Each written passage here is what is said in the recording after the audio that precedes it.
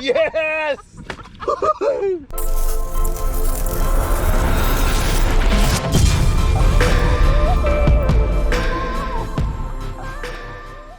Although it may look fun, this is not how our hygiene routine goes down.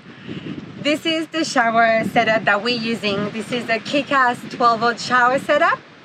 We actually don't use it very often, but I still want to go through the process because it's a really good design, much better than some of them that you need to plug them to the car. This is one of the huge pro about this one, is it's just standalone, fits in this little bag, and you can charge it via USB, so it's really, really handy.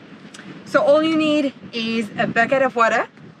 Unfortunately, our bucket is now broken. Chris drove on it, but it still works, still does the job despite the hole. We use this shower bag. This is the Adventure Kings one, which as well carries 20 liters. We never fill it up completely. We don't really need to. For 2 showers, we usually use less than this, so that does the trick. And this is the shower itself. So you just untie it. So just have a little cover just to remove on the side. And you just put the shower motor in the water. So you just need to submerge it. You just need to make sure you've got enough water, otherwise it will make like a strange noise. And then you've got the power button just right there. Just click on it. And here you go, your water. This is really handy. I really like to have this shower setup really practical on the road. So this is obviously with cold water. If we want to heat it up a little bit, we just make sure to get the shower bag on the black side towards the sun, like we just leave it for the afternoon, and it gets a bit warmer. So obviously they're not like really warm showers, but that's enough for us on the road. So I mentioned at the beginning of the video that we don't use this setup very often. We unfortunately don't have access to fresh water as much as we would like. It was easier in the state of Victoria or Tassie, for example, because we were camping by rivers. So over there we could use it multiple days, like a week. It was really easy. But now that we've gone to Western Australia towards the beach, it gets harder, no more access to fresh water when we're in remote areas. So that's why we don't use it as much, because obviously we are by the ocean now. So instead, what we do in this situation, we usually just go for a swim, and that does the trick for the day. So when we're not by remote areas or by the ocean, we usually go to the towns to replenish our supplies, and we tend to stop in caravan parks, for example, where you can pay just for showers. You don't have to stay there.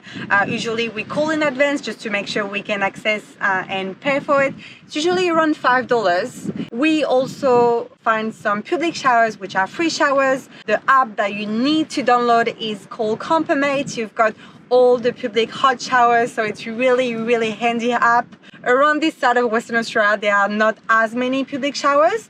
So what we've been doing now that COVID is kind of like going away and restrictions are lifting, we are going to gyms. So you pay basically for the entry for the gym, you get like a great workout, and then you get as a bonus a free shower. So it goes really well for us. So we really like to do that on the road. Another thing that we do is we use wipes for our feet just before we go to our rooftop tent. Obviously, we tend to walk a lot more barefoot now that we live on the road, or with just our gendals, so we get our feet really dirty. So that's a really good one to do, because obviously we don't want your shit to get dirty. You don't want to bring like an excessive amount of sand in your rooftop tent. So that's a really handy trick just before going to bed to use the wipes. So overall, keeping like a good hygiene on the road is fairly easy. You just need to adapt, obviously, to this new lifestyle. For me, as a girl, I would say the biggest struggle is actually my hair. I really miss the fact that I'm not able to wash my hair as regularly as I would like. I do train a lot, so obviously it doesn't help. And now that we are by the ocean, I tend to go obviously for swims and go snorkeling with Chris. And then my hair get like really salty. I can't really rinse it. And I don't have like frizzy hair or anything, so it doesn't help. It just get like really naughty and it's really frustrating. So that's one thing you need to keep in mind if you're a girl. Like, your hair care routine is gonna take a massive toll, but you just have to deal with it. And another thing as well I would give as a tip for all the girls watching is try to minimize the makeup that you will have with you and bring on the road. I don't have any makeup. I find it way easier to maintain like an easy skincare routine on the road, and now that I don't have any kind of like makeup. So yeah, definitely something as well to consider. Okay, so now I bet you guys are wondering what my hair care routine is and how I keep my silky smooth skin.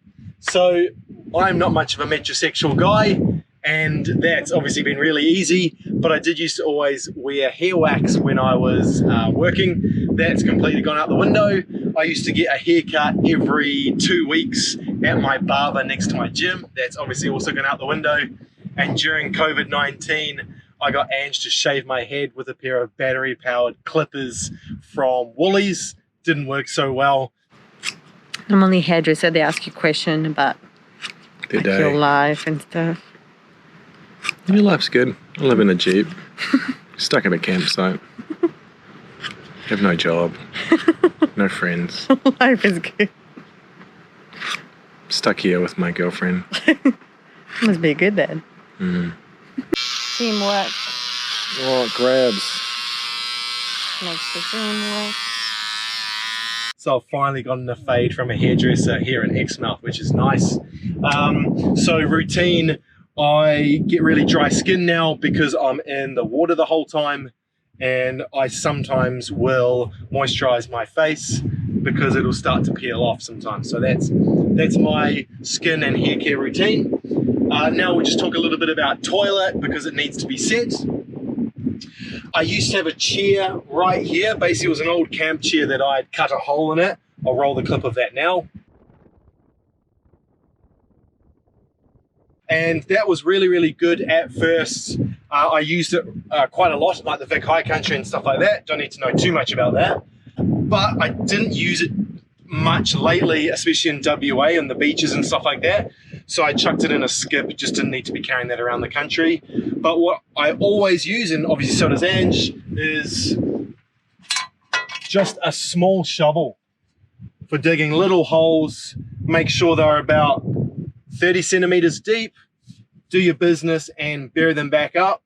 Don't do them where people may walk. Don't do them where people may drive. Try and do it like behind bushes, away from most people, and that's usually absolutely fine. The worst thing is you sometimes get bitten on the butt by mosquitoes, but it's not a big deal. Now, it is a lot easier to do your business in a hole if you have good hip mobility, which sometimes can be really painful.